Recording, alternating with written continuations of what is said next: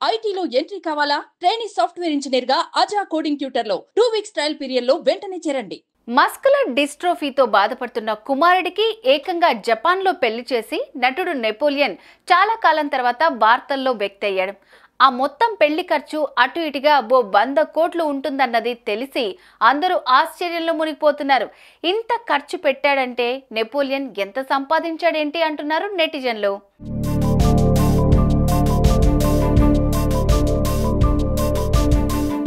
ఒకప్పుడు తెలుగు, తమిళ, మలయాళ, కన్నడ సినిమా రంగాల్లో వెలుగు వెలిగిన నటుడు నెపోలియన్. చాలా సినిమాల్లో విలన్ గా, కొన్ని సినిమాల్లో హీరోగా నటించిన ఆయన సినిమా రంగానికి గుడ్ బై చెప్పేసి పెళ్ళాం బిడ్డలతో సహా అమెరికాలో సెటిల్ అయిపోయారు. నెపోలియన్ కు ధనుష్, కునాల్ అనే 2 కుమారులున్నారు. వీరిలో ధనుష్ కండరాల బలహీనత వ్యాధితో బాధపడుతూ వీల్ చైర్కే పరిమితమయ్యారు. కరుణానిధి పిలుపుతో డిఎంకేలో చేరిన ఆయన విల్లివాకం నియోజకవర్గం నుంచి ఎమ్మెల్యేగా గెలిచారు.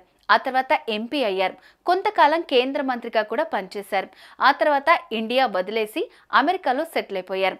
అసలు ఆయన అమెరికాకు మకాం ఎందుకు మార్చారు?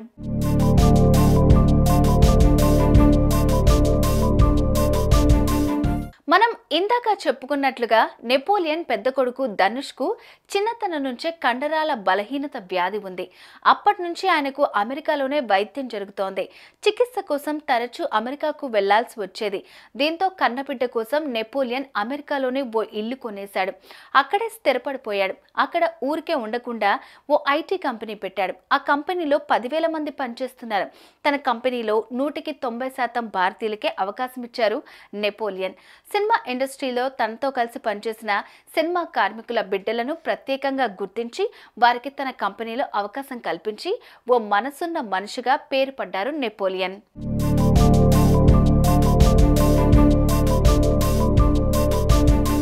ఇక ఐటీ కంపెనీ ద్వారా కోట్లాది రూపాయలు ఆర్జిస్తున్న నెపోలియన్ అక్కడ సొంతగా వ్యవసాయం కూడా చేస్తున్నారు.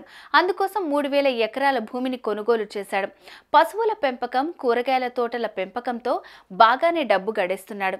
కొన్నేళ్ల క్రిందటే అమెరికాకు షిఫ్ట్ అయిన నెపోలియన్ అగ్రరాజ్యంలో అప్పట్లోనే 50 కోట్ల రూపాయలు పెట్టి ఓ మంచి భవంతిని కొనుగోలు చేశారు. కొడుకు ఆరోగ్యం బాగోలేదన్నా కాస్తంత దిగులు తప్ప భార్య బిడ్డలతో చక్కటి సంసార జీవితం అనుభవిస్తున్న నెపోలియన్ తన కొడుకు కోరిక ప్రకారం ఏకంగా జపాన్లో పెళ్లి చేశాడు. ఆ పెళ్లికి ఇండియా నుంచి తన బంధుమిత్రులకు ప్రత్యేకంగా ఫ్లైట్ సర్వీసులు ఏర్పాటు చేసి వివాహానికి రప్పించాడు.